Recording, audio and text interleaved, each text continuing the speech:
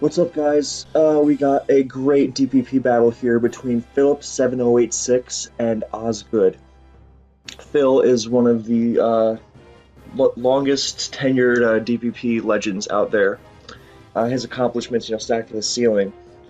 And he was, top five back in his day. And he's top one in the power rankings this year.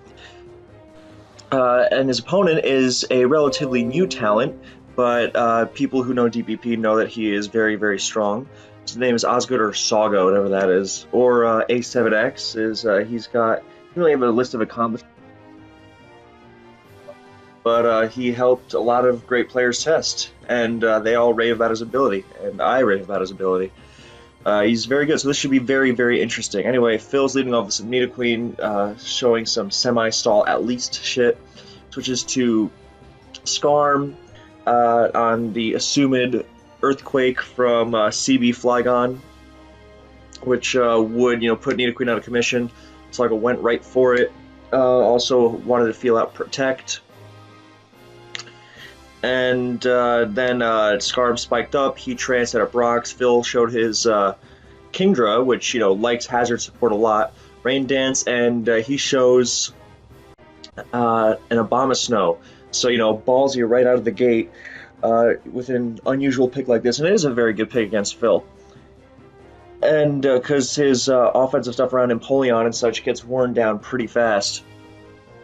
I remember telling August to use it against him back in the day. There's a Draco miss. That was nasty. I mean, it could have been a lot worse. He could have, attacked, but he only leech seeds, but that's really bad.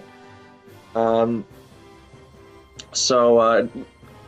Abomasnow is a very, very good Kingdra counter. I'm pretty sure that almost certainly KO'd. As a matter of fact, it definitely did. Because Rain, Hydro, resisted 38, and then, Draco is stronger, and so... Or, it's probably up to the rolls, but... Oh, he leech seeds again. So, I don't know if he's, being a fair guy and just leech seeding and trying to make up for the hacks, or really just predicting a switch. But either way, that's good. I mean, it's not great, but Abomasnow is showing what kind of a prick it can be. Phil's really, really trying to kill this. And A7X is really, really trying to catch a switch. So we can glean two things from this. One, Phil has something that really wants Abomasnow dead. My guess is Empoleon. And Osgoode does not want to give up any momentum whatsoever. He does not want to be seen as, easy prey. And he finally, lets himself protect, and now he's, back in some nasty range, and he can just Ice Shard for the KO. If I'm Phil, I switch to Scarm here. It's always good to have Death Fodder rather than giving him free leftovers. Oh, he just lets Kingdra go. I guess the threat of leech seeding on the switch was likely, but it was also more likely. Oh, he wants the free switch to T-Tar. Kingdra is something you generally don't see on, Nidoqueen, Scarf Tar, assuming this is Scarf Tar. Which it very easily could not be. Could be any set. But, it's very commonly seen alongside Nidoqueen Scarf stuff. You generally don't see Kingdra. So, we've got a real weather war thing going on here. So, Saga, I would guess, has a Starmie. Because it's the quintessential Obama partner. Maybe if he's really got balls, then he brings a Tentacruel, but I don't see that happening. Don't really feel the Hitmontop there. Hitmontop Flygon would feel very weird. Same with Donphan. So, just not really great synergy. So Phil can be Scarf, he can be Band, he can be Mix. The Protect was... I almost wanted to see him set up rocks, but T-Tar almost never, ever sets up rocks on, Nidoqueen Scarm stuff. So, from the lack of Protect, I think we can also assume that it is Rocks, T-Spikes, Nidoqueen. Or at least... I mean, I really don't think there are any other notable moves. Like, T-Spike's 3 attacks Nidoqueen is, or, other moves like Super Fang or Taunt or something, then sure, but he just pursuits away. Osgoode perhaps feared the mix set, which is very common, but on these kinds of teams, it generally is Scarf, so I'm not really feeling the switch there. But it's not the biggest deal in the world. I mean, because even if Obama did stay in and land a leech and protect, I mean, it would have been different, but I mean, it could have been a lot worse, is what I'm saying. Especially because I really doubt that the threat that Phil has. I don't know why he's earthquaking. Maybe he expected Phil to go to Nidoqueen to poison point on the U-turn, and nice move there, very nice. Phil is really showing his stuff right now, and Heatran reveals itself to have leftovers. That could mean, I mean, it could just mean it's a straight-up offensive Tran, but the likelihood is that it also could have Will-O-Wisp. Oh, Osgoode reveals a Skarmory of his own. Definitely a Starmie now. And we're going to see Skarmores. I really hate speed creep things. So we'll see, but if Phil's immediate response is Skarm, well, I would like to think that he just doesn't want to reveal his other one. He goes right for the Whirlwind. Good move, good move. And so he's got some speed investment, and Heatran is going to be one tough cookie to bring down. Now, here comes the problem. And here's what Osgoode thought Phil would try to avoid. And Phil read that very well. But the problem arises now. The problem is, if Heatran gets in for free on Skarm, we've seen the Kingdra, we see a T-Tar with no leftovers, presumably Choice Scarf. He's going to have a very hard time switching into this Heatran. Especially if it roars. Oh, man. Osgoode taking the momentum right back. Its leftovers Rotom could be Subcharge, something we haven't seen in a very long time. Subcharge and Kingdra, I mean, Subcharge can run T-Bolt, it just often doesn't. And there's a burn. So, as you can see, then with the T-Tar, with the Kingdra down, and, you know, T-Tar Choice and all that. Oh, Subsplit, that's another great T-Spike abuser. You know, T-Spike abusing Rotom rather than, you know, the safe Choice Scarf set, and Rainaz Kingdra on a semi-stallish thing like this team is very, very cool. So, props to Phil. But, yeah, this is definitely anyone's game, although it's looking kind of harsh. Because Heatran be struggling to touch Tran. I mean, he is going to force him out now with Nidoqueen. T-Tar, interesting choice. I guess he doesn't want to let Skarm in for free, and maybe he's a mix set and he's about to unload on Tar. Even though Osgoode can, you know, go for the middle ground and go to Flygon and just U-turn. Now that he's got spikes down, so a Nidoqueen switch is punished. So, nope, he's going to go to Skarm, and Stone Edge is banded. That would have been something else that Flygon middle ground would account for. And it is fast, so down goes Skarm. However, the damage is still very, very real. As for Phil's last, it could be a number of things. I'm almost positive it is a Choice Scarf Pokemon. Jirachi is feasible. Heatran is feasible. I would guess Heatran or maybe Infernape, because you really, really want, you know, the coverage on guys like Tran and Skarm. So, not going right to Rotom was good also, because keeping Rotom as, you know, hidden as possible is good, because you might want to bring out the T-Tar first with layers down and weaken it before Rotom comes out, so T-Tar doesn't just, you know, switch in for completely free and just ruin you. So here we're going to see a U-turn, and if Nidoqueen comes in, Osgoode is going to have to reveal a better answer.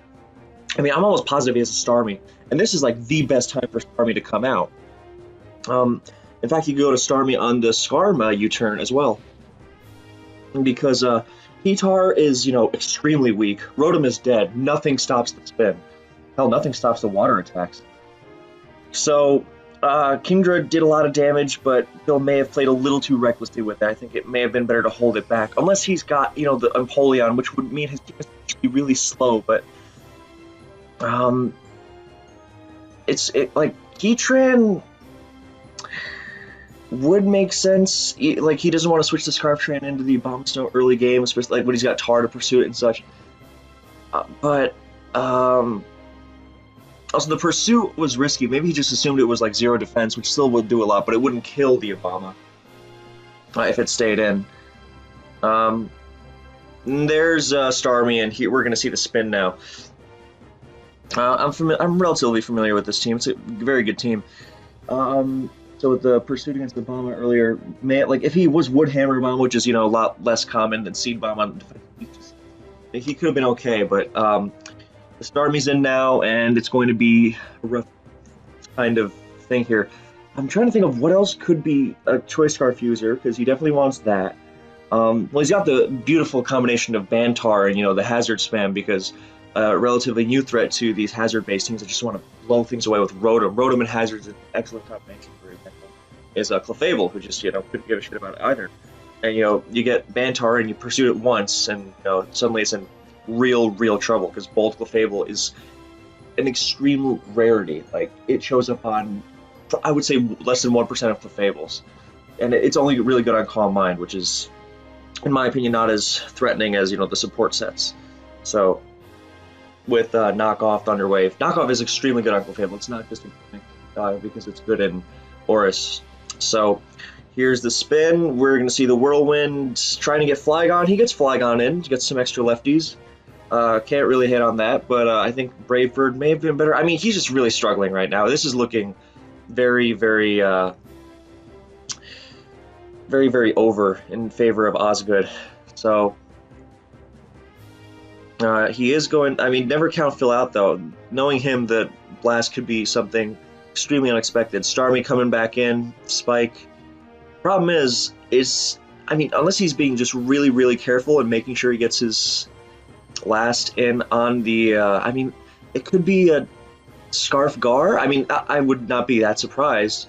Dual Ghost with Hazards is really good, but now Heatran's in. And if this is a Spadef Scarm, then it can take one hit, but all it's doing is getting a Spike down in return. So, Nidoqueen can... I almost want to say that the right move for Osgoode is Roar, because bringing Nidoqueen... Well, bringing Nidoqueen isn't good, but it goes to Gengar, and then he goes to Gengar and fires off a Will-O-Wisp. I assume it's Will-O-Wisp due to the bulky nature of the team. There's the burn, so Roar would have been good there. But I just think you really, really want to reveal that last as soon as you can, just to formulate a plan. And I think, because if you Roar to Nidoqueen as he stays in Spikes or whatever, and you go to Gengar and you fire off a Wisp, and pretty much nothing sets up on Taunt Wisp Gengar. So you would be okay in that department. Especially because Osgoode's team is pretty slow. So, Burn lets him go to Starmie, be safe. And he's gonna... I mean, he can't spin exactly free. In fact, I would say the Burn may help Phil, because he can just spam rocks until he dies. And Hell Poison Point would help out with Starmie. So, Osgoode makes a good move and recovers here. And if he's real smart, he's going to be counting out the percentages to see if he can get a spin KO when coupled with burn damage. So, I don't think you want Starmie in against, the last poke. I mean, I'm almost certain it's a Scarfer, which means, there's nothing that Osgoode's team can't handle if it locks itself in. But, like, Empoleon coming out on Starmie, where it could actually safely set up, would be extremely dangerous. And, I could also feel... Good move, very good move. He goes to the Taunt Gar on this turn. Beautifully done. Nothing's going to set up on him now. The only thing that can set up is Charge Beam Jolteon. Charge Beam Jolteon would actually be a threat. Oh, he's going for last poke. Okay, well, that makes something very clear. It could be Crocoon. Oh god, that's another thing. I didn't even think about that until now. Retarded. It's still gonna have a hell of a time. I mean, even if the Starmie has Blizzard, like it sometimes does on Obama teams. Yeah, he's just suiciding. He's going for Crocoon. Band Gone after Rocks and Spikes is going to be posing a real threat with Outrages. He should go to Heatran and start roaring. That's my opinion. Nice move. Wow, he's really all over this. So, actually, no, that's well, he wants to roar it, so he doesn't want to kill the Scar, because then Suicune sets up for free. And Suicune loves the absence of Abomastar, so it's no wonder Phil was trying to kill it so hard. And he didn't want to reveal it. I mean, it can handle Tran, but he goes score. It is Suicune! It's definitely Crocoon. Actually, not definitely. Now that I think about it, it's not just Rest. Offensive Coon is also a threat, but the lack of bulk means that CB Gar, and Starmie are going to clean it up. Hell, just CB and Gar themselves. Crocoon is the one you want to be worried about here.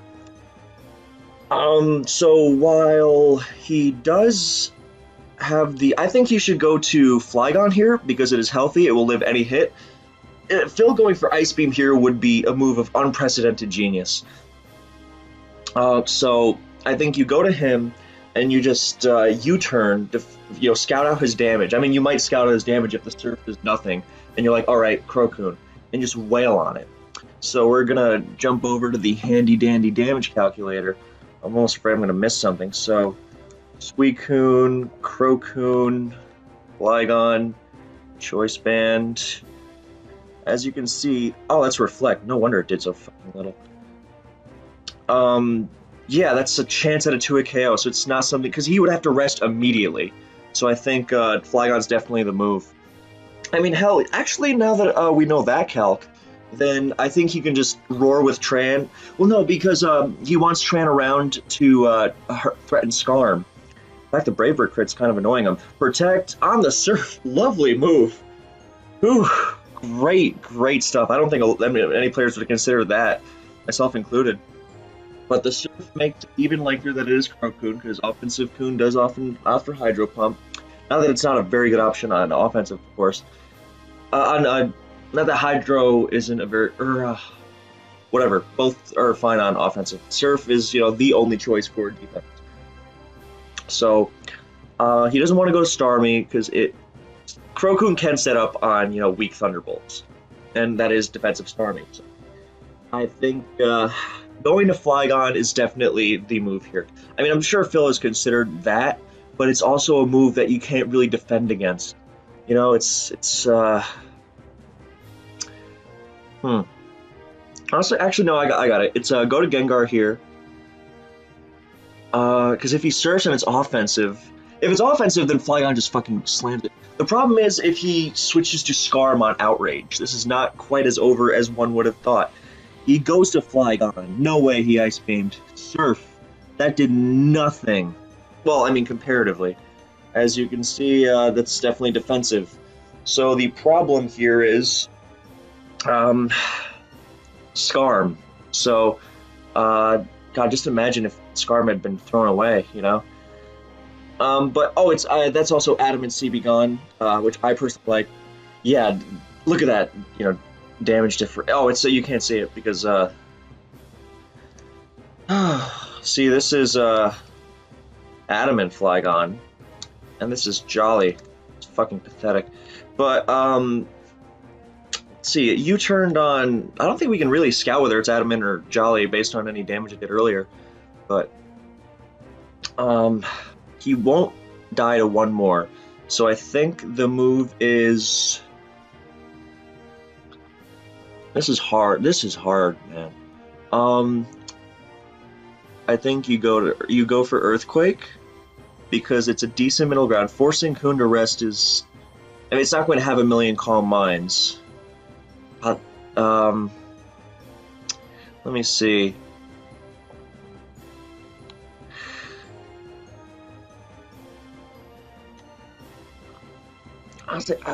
For Phil, actually, let's consider it from Phil's angle, because I'm just looking at it from Osgoode's. So Phil going to Scarm. Honestly, this is hard because if he goes to Scarm on U-turn, then Tran comes back in, and then we have another one of these Surf versus Rest standoff. Except he almost certainly rests right away, which lets Osgoode go to Gengar, and that's pretty much game because if he kills the Gengar, then yeah. So Phil does not want to come into a U-turn. On the other hand, if Phil does go for does switch in Scarm on Outrage, let's assume he just kills Flygon as a result, gets some spikes down. That could annoy Heatran, but he needs a lot of spikes to kill Heatran. He needs 25 plus 12. He needs like 3 layers, so that's not going to happen. Especially because Starmie comes in, and switching to Starmie means that he can't roll Wind Out Tran on the turn his to switch in, which would then kill it. Well, no, not even then, because then Starmie gets a spin-off, at some point, and Tran's still alive. So, let's see. Outrage. I think Outrage is the safer move, but he's not necessarily lost if he U-turns on Poon. He would go, yep, oh, crit, ouch, bad timing. U-turn on a crit does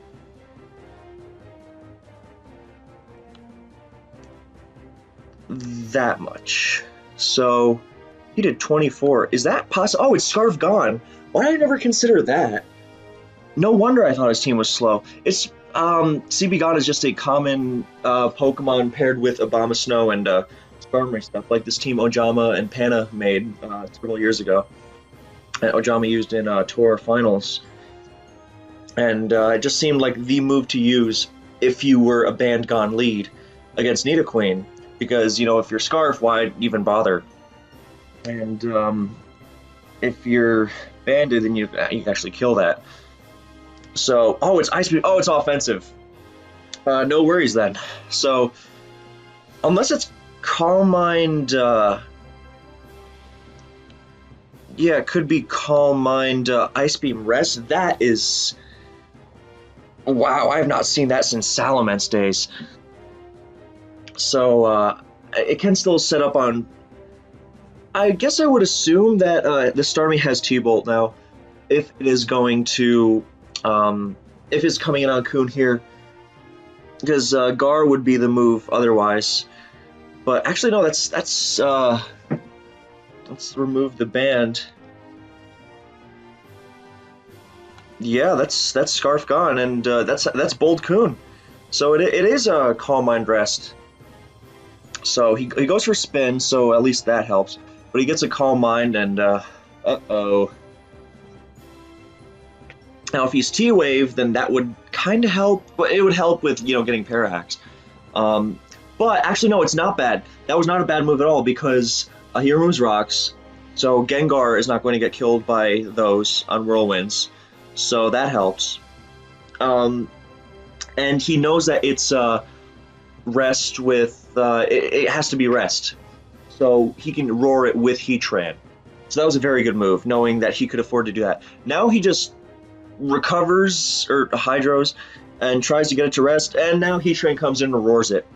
Of course, Suicune will wake up next time it comes in, but it's still not a good position for Phil, because he's going, you know, be staring down Heatran with Scarm, and, you know, that's not good. So, that comes in, and now we've got the... Well, actually, no, it's not bad, because if I'm Osgoode, I just roar. That's the move. Surf doesn't come close to killing. You just weaken this thing as much as you can, and that's how you beat it. It's kind of how the old stall teams, you know, Taylors and KGs, and those of their ilk, you know, guys like Mop and Goofball and Loki and others, I'm told, were running those before the RMTs. Anyway, you don't care about that. The way those teams would handle last Pokemon setup sweepers like this very Suicune is get a bunch of spikes out and make them rest and then kill them as they can't do either. So, Tran showing it's... I mean, sometimes it feels to me like Tran is the only set that can really... Or Scarf Tran is like the only set that can consistently perform because of the obnoxious presence of Starmie. But Tran recently, several games, just wowed me. I've been using it myself on a team. Reminds me just how incredible it is. So, yeah, good stuff here. I tend to prefer Toxic these days, just because Fox Army. And Phil goes for spikes, but that was a good move on Osgoode's end, because even if he gives Phil the spike, then he gets extra lefties, and that is important when you look at the Suicune surf damage. So, Brave Bird, he could try to Brave Bird and nullify that Protect. You know, I'm not sure how important that is in the long run.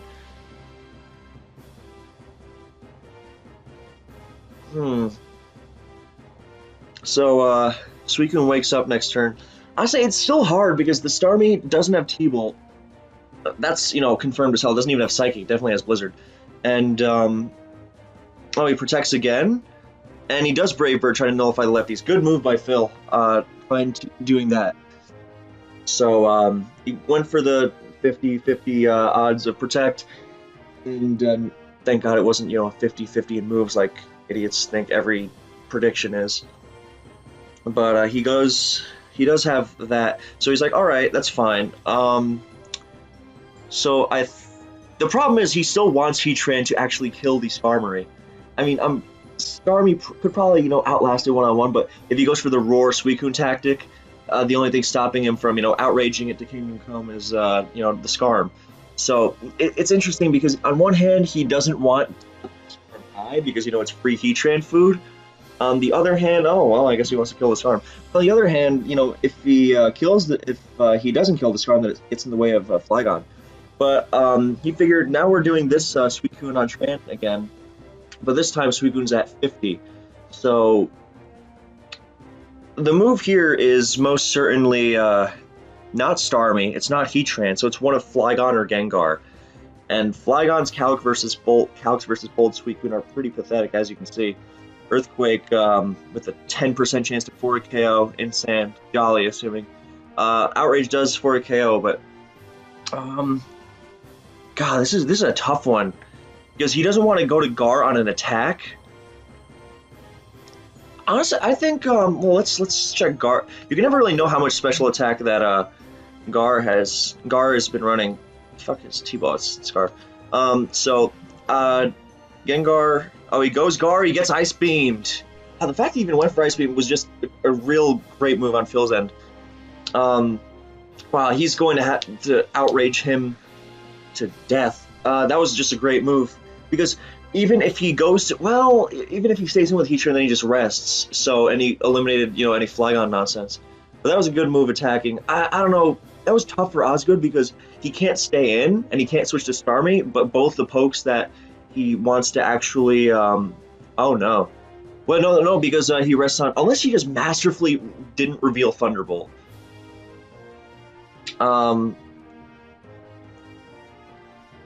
It was weird because both the pokes he needed to try and take down Coon couldn't actually kill it.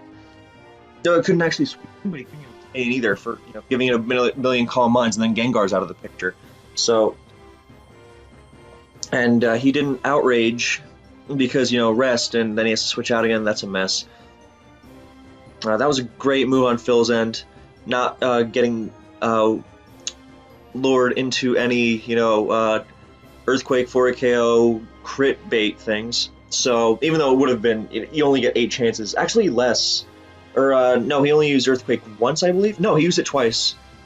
So he would only have 7 chances with 14 PP.